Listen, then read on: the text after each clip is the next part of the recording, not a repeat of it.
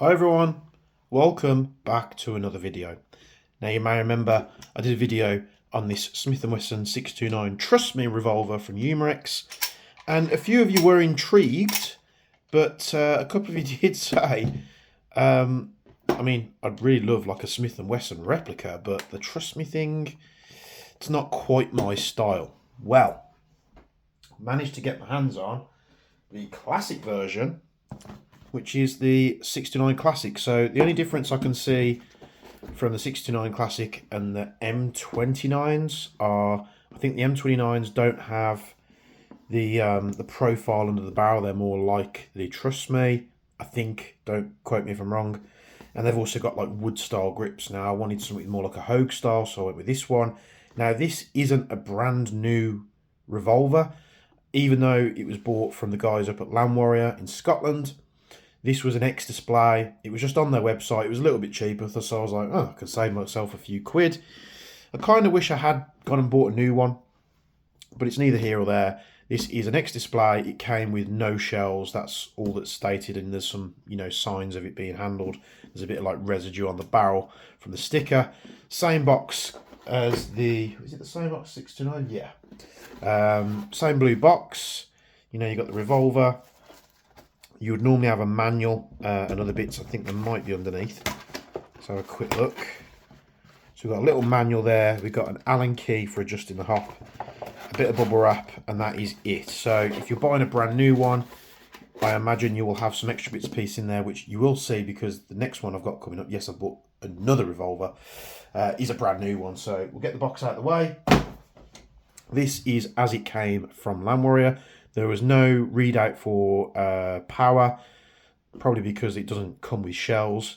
But yeah, very much similar in this section to the 629. But we've got a different barrel here. We've got a bit of residue on there. Let's see if we can get that off. Have I got a bit of tissue? A bit of isopropyl here because it is a bit of an eyesore. And it's going to annoy me while talking about it, so why they wouldn't do this I'm not sure. So a bit of isopropyl, rubbing alcohol, and you got like sticky residue off like the jewel stickers, and you just give it a little rub like Ainsley Harriott, and there we go, it's gone. Superb. So for all intensive purposes, apart from the barrel length, it's pretty much the same revolver. Well, they're saying that the barrel length isn't too dissimilar, isn't it? Maybe an inch or two. You get rubberized style grips. They pop off the side much like the 629 and other revolvers of the type. So it's like a metal casting, and then you've got this rubber overmold, which is very nice. It's not as nice a grip as the damn Western 715s because it's a bit chunkier, but it's far better. I mean, it's leagues better than this. This is just like, it just feels horrible to hold. This one feels a lot better. It's very comfortable. So what is it? It's a shell fed. I can't really call it shell ejecting because it doesn't eject the shells. But it's a shell fed revolver from Umarex. You've actually got adjustable hop on these, and you put the shells in the back, which we can test with the shells out the Trust Me. With Umarex's infrastructure with their Wingun style revolvers, the shells load the BBs from the back, which means you've got a 6mm through hole for the CO2, which also means they tend to be quite high powered. So we'll test that in just a moment, but we just put the shells in. So you'll put 6 BBs, 1 in each shell. You put the shells in like a real one, so you do get the manual of arms of loading a real revolver with the safety of it being not a real revolver at all. And then you can fire it single action, double action. So single action, you would cock the hammer first, and then you would fire. Or you can use double action, which is a longer trigger pull, but you don't have to cock the hammer. Very loud. So the little lever on the side here, you've got a safety, which blocks the trigger and the hammer from being moved. Push it into fire, you push it further forward, and it undoes the cylinder. That's what I'm calling it. So no one's corrected me on that yet. When I was back at Bespoke, people used to hate me for giving that the incorrect terminology or incorrect label. Cylinder, magazine, chamber, whatever you want to call it, doesn't really matter. You've got a built-in tool on the grip, much like the other revolvers. So you can tighten your CO2 caps in there. You haven't got to carry an Allen key around with you, although you would have to carry an Allen key around with you to do the hop. Adjustable rear iron sight with a fixed front. And yeah, it's pretty damn cool. It's very, very comfortable to hold. Like I say, not as good as the Dan Wesson 715, but it's a much better grip with those finger grooves and the rubber overmold. That it's better than the Chiappa. Sorry, Chiappa. It's a bad habit, I know. Let's give this thing a chrono to see what it's doing and see if it actually works and the listing was correct. Because they did actually call me and say, look, do you know you're buying an X display? And I was like, yeah, of course I do. Just for the interest of time, I'm not going to take the shells out, but you just place a BB in the back of each shell. These are 0.3 grams. You could do this if you didn't want to reject the shells. And there are easy shells available for these now, as you'll have seen in my previous videos. The only thing that's weird, so a bit of foreshadowing, I've got a couple of revolvers in this series now, and the easy shell works phenomenally in all of them. Apart from this one, but it is an X display. It's not a brand new gun, so I don't know what's going on there, which I'll go through in just a moment. So we load the shells in. We'll do single action for the first 3 shots and then double action for the last 3 shots. So let's turn this thing on. We're set to 0.3 gram BBs. That out the box was doing over 3 joules. Was it 3 joules or just over? So let's give it a go. 0.87 joules. That makes no sense whatsoever, does it? 1.38 joules, 1.38 joules, 1.492 joules, 1.547 joules, and 1.6 joules. So we're getting higher and higher powered as we go along. Let's put some more BBs in this thing. Again, this could also be how far you push them in the back, because they're not really that securely held in. That could also differ in terms of the power.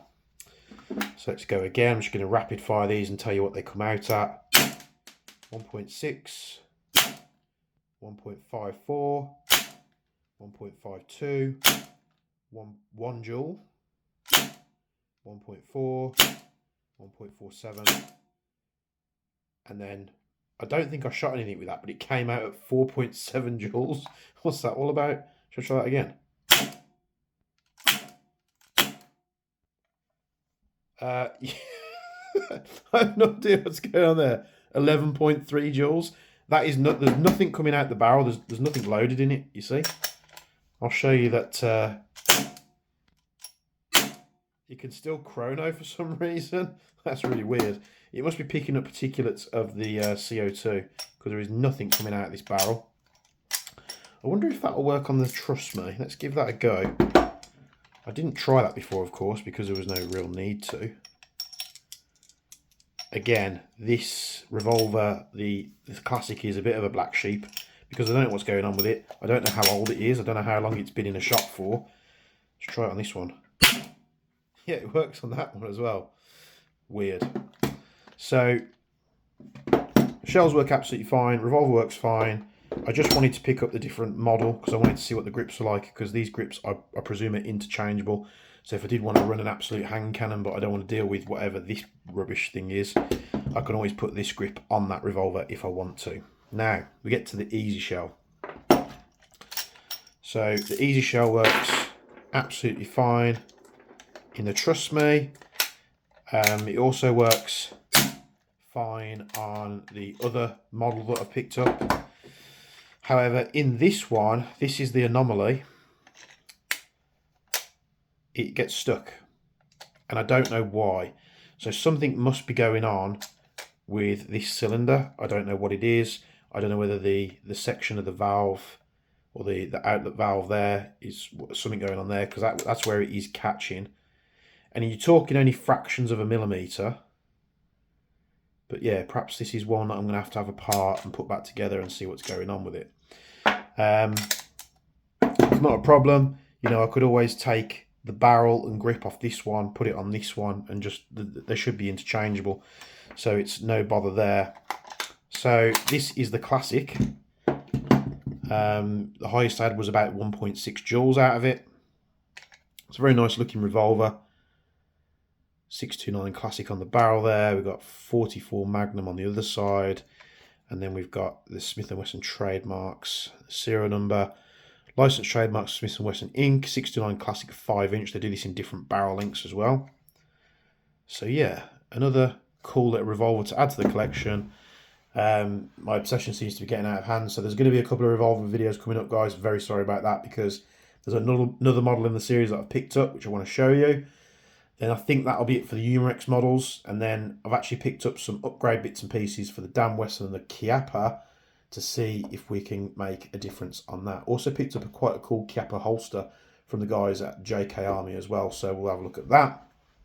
Thanks for tuning into this video. If you have any questions on this or any other of the Umarex revolvers, put it down in the comments below. I do read the comments, and I'll try and answer best I can. If not, go join the Discord. The link will be in the description. Join the community, because I'm going to be doing some live streaming in the future on the channel, and there will be an option for you guys to get involved, jump on the Discord, and come and have a chat and stuff, and get on the stream with me. So thanks for tuning in, and as always, from me and from Bench, we'll see you in the next one.